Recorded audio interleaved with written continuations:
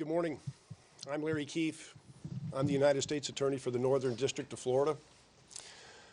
3 days ago, after this attack, I made a commitment to the families and to the loved ones of those who were killed and wounded in this attack.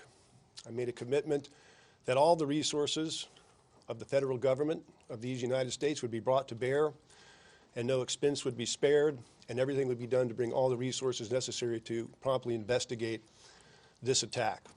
I also committed to the family and loved ones of those who were killed and wounded that there would be relentless effort, that the effort would be 24/7, and I'm here today to report to you that's exactly what's occurred. We have all the resources here in place now in Pensacola, at Pensacola Naval Air Station.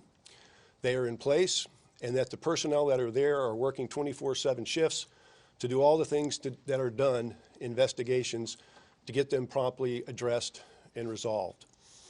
I have here with me today Special Agent in Charge Rachel Rojas of the Federal Bureau of Investigation. She is lead on the investigation of this attack. In a few moments, she will share with you her description of what's going on and give you a status assessment of this investigation.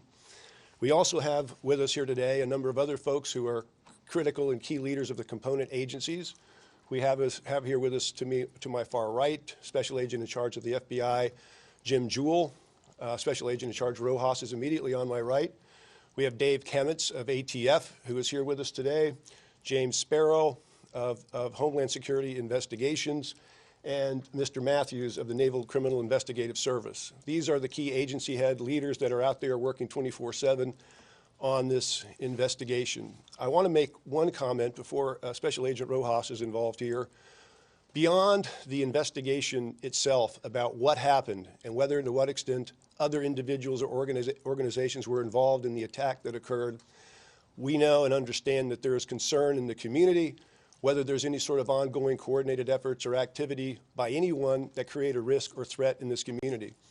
And I can say to you, as a lifetime member of this community, that I feel comfortable knowing all the things that I know, with all the sources that I have, which include all of the intelligence apparatus and everything of the federal government, without going into critical detail here at this moment, that I would be perfectly glad for any member of my family to be out in public, going to stores, going to restaurants, and living our lives here in the Panhandle, because I believe, knowing everything that I know, that the community is safe and there's not any sort of immediate direct threat of any additional terrorist acts at this time.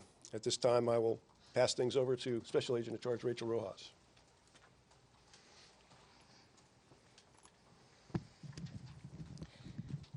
Good morning. Thank you, everyone, for being here. Thank you for being patient. I know that you had saw me just 2 days ago, and I do appreciate your patience. But as I said earlier, from day one, this is our chance to get this right, and I'm going to take my time to make sure that I get the information out here as quickly as I can, but I need it to be accurate. So I am Special Agent in Charge of the Jacksonville Division, and I represent here in Pensacola. My name is Rachel Rojas again, for those I have not met. It is nice to meet you all today. Thank you again for your continued efforts to responsibly cover this tragedy and get the story right. My goal today is to convey the facts about this investigation. My goal here is to make sure that I give you the most accurate and timely information and that it's reported accurately in the media. Today we're entering our third day of investigating this horrific attack at NAS Pensacola that took the lives of 3 innocent victims and forever changed the lives of 8 others who are thankfully recovering from their injuries. Last night we confirmed that the shooter has been identified as a 21-year-old second lieutenant in the Royal Saudi Air Force who was a student, naval flight officer at Naval Aviation School's command. While there are many reports circulating regarding the shooter's motivation and his alleged activities leading to his attack, I can tell you that we are looking very hard at uncovering his motive, and I would ask for patience so we can get this right. We have received media questions about the disposition of some of the shooter's classmates. There are a number of Saudi students who were close to the shooter and continue to cooperate in this investigation. Their Saudi commanding officer has restricted them to base, and the Saudi government has pledged to fully cooperate with our investigation. I thank the Kingdom for their pledge of full and complete cooperation. We are, as we do in most active shooter investigations, work with the presumption that this was an act of terrorism. This allows us to take advantage of investigative techniques that can help us more quickly identify and then eliminate any additional potential threats to the rest of our community. As we have stated multiple times, our investigation has not led us to any information that indicates any credible threat to our community.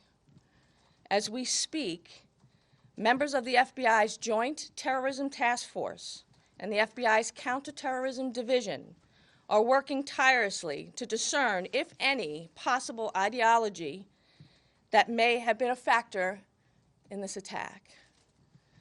But they are working alongside members of our criminal investigative team as well, so we are all on the same page, no matter which direction our investigation ultimately takes.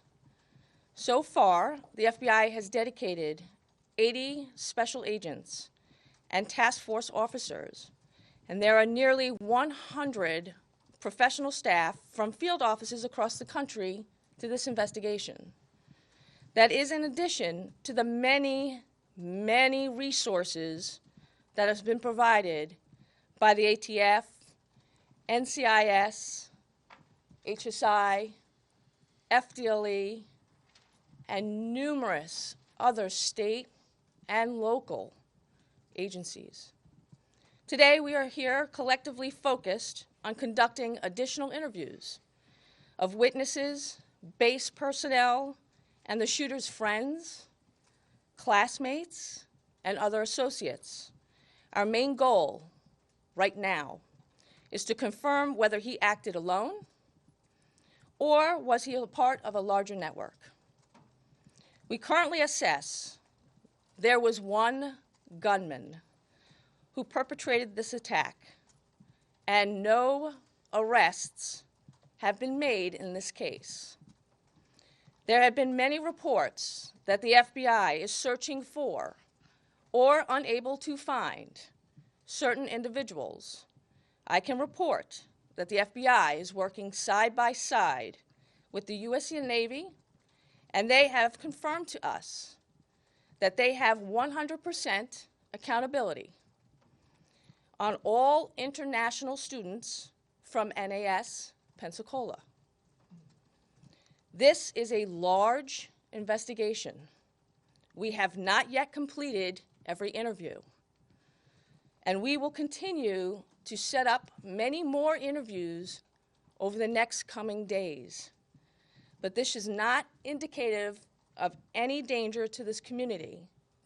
This is an active and ongoing investigation, and we are seeking those facts, and in order to do so, we are conducting these interviews.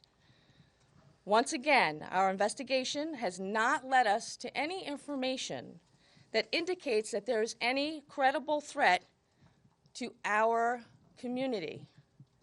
However, as always, we encourage you to keep an eye out for each other, especially after a tragedy like this one.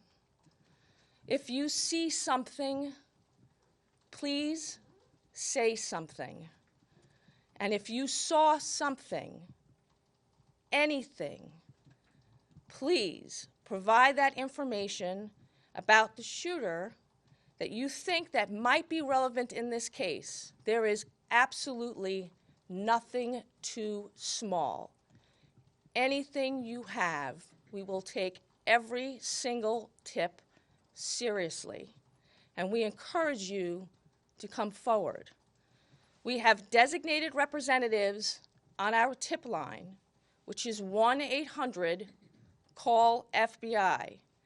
And if they are available to take any information that you are willing to provide about him, where you have seen him, any of his activities, anything you may know, please share with the law enforcement community. In the next coming days, we will continue to rely upon our partnerships of multiple agencies, and only some who are here standing with us at the podium here today. But we're also going to continue to rely on you, the media, and our community. The answers we all want may not come quickly. Our experience tells us that it's better to take our time and do this right, rather than to rush and potentially come to inaccurate conclusions. We ask that if you wait for the facts and for us to run down any and all investigative leads so that we can all work together as one to bring justice to the victims, which is why we're here today, is the loss of our victims and those that have sacrificed and their heroic efforts at NAS Pensacola. That's why we're here. So that we can work together for them and now their families. So with that, we'll take some questions. How would you describe your relationship with the local law enforcement, particularly the Escambia County Sheriff's Office, who were the first ones on the scene? How critical has their information been from their first moments to where you are today? As I mentioned in our remarks, the relationships and partnerships have been critical, and we are very grateful to Escambia County. And his heroic efforts of his deputies on that day were one of a kind. And we are very grateful for their response. And we thank him every day for that. And we are very fortunate to have wonderful partners at all levels, the local, state, and federal. I can quickly just add one thing, and we'll come back to you. I want you to know a little bit about what's happening out there. I wanted to share with you a little bit about what's happening out there on the scene, in particular with regard to the mindset or the momentum that we developed when we came and hit the ground federally. Sheriff Morgan, Deputy Chief Deputy Simmons, what the stories that we heard about the heroics of the Escambia County Sheriff's deputies and the military security forces that engaged the shooter, and knowing all the details that we know, more will come out later. It motivated all of us, and sometimes at 3 or 4 in the morning on these 24/7 shifts. But we wanted to salute Sheriff Morgan and Deputy Chief Simmons here today for instilling the culture that resulted in those two folks at their office wading into that gunfire. It was a motivator, and it still is a motivator for us. Can you talk about the fellow Saudi classmates of the shooter? One, our reporting shows that there was a watch party where mass shooting videos were shown. Can you confirm that that happened? And more importantly, do you believe that those students or anybody knew about this attack beforehand? So as you know, we still have a lot of answers, just as you do out there. There are a lot of answers that I'm not prepared to answer as we continue to investigate. There are several students that are cooperating and providing information, and as we continue to vet those leads, I will provide that information as soon as I can. But I do have to have the integrity of our investigation, so I won't be answering very specifics as I go through that, and we continue to share information if I can and as soon as I can. I have numerous press officers in here to make sure that as immediately as we can get that information to you, we will be sharing it. And a very quick follow-up. There were reports that some were taking videos. Do you believe that there was anything nefarious about any videos that were taken? Again, as much as I would love to answer any questions about the videos or any other presumption information that's out there, my goal is not to continue the misinformation campaign. I'm here to just continue to gather facts. There's a lot of review. There's a lot of follow-up information that needs to be done. So as soon as that information has been vetted and is accurate and it can be shared, it will be. Ma'am, can you talk about the purchase of the weapon? Ma'am, can you talk about how the suspect was able to get a hold of a weapon? Again, the gun weapon was a .45 Glock 9mm that has been confirmed. He did purchase it legally and lawfully. The ATF has the process listed on their website. There is readily available public information for you to get that and how they can purchase a weapon lawfully. And it's not just him, but any foreign Ms. national. Rojas, you talked about controlling the misinformation.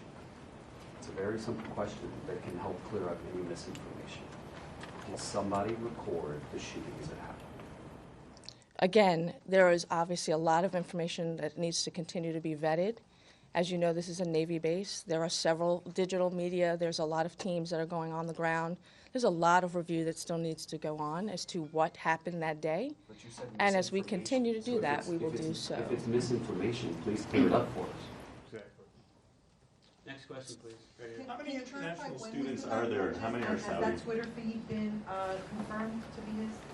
Could you repeat that? I didn't hear the first part. Can you tell us when the gun was purchased, and if that Twitter feed that we've heard about from the intelligence agency group, if that's been confirmed to be his? No, When was the gun purchased? First question. that was the first question. No, I appreciate the question. We're not going to go into the specifics of the investigation at this time and dates on whether or not, when and how it was purchased. It was purchased lawfully. I've told you that it is a 9mm weapon, Glock 45. It was purchased lawfully, and that's the information we share. Social media If I posts. call on you, that's when you ask a question, please. Green and back. Did the shooter live on base, or when did he move on to the base? Those specifics will be shared as we continue to move further through the Black investigation. over there.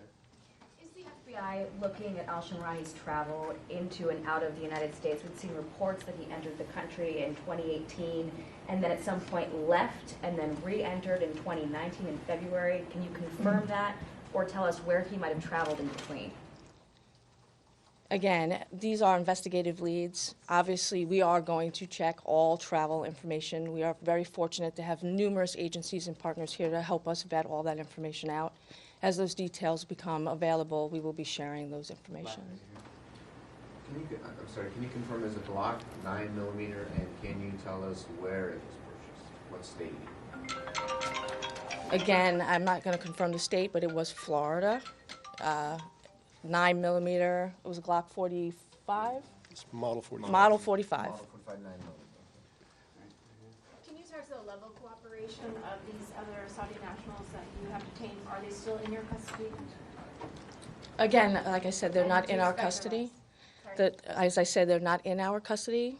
A lot of the individuals that were on base are cooperating with their Saudi official government, and they have been instructed to follow their commander's leads.